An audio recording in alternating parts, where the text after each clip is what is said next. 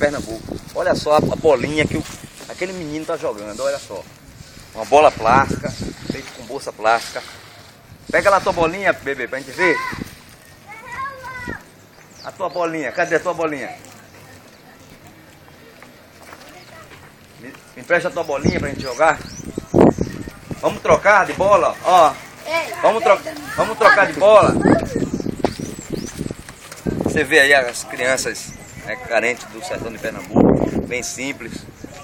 É a bolinha que o bebê tá jogando ali.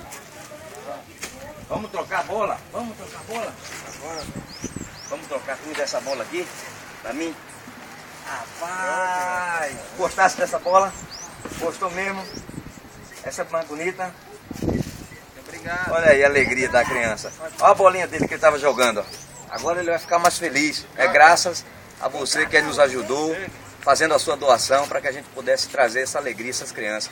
É que Deus te abençoe e você possa fazer sempre isso.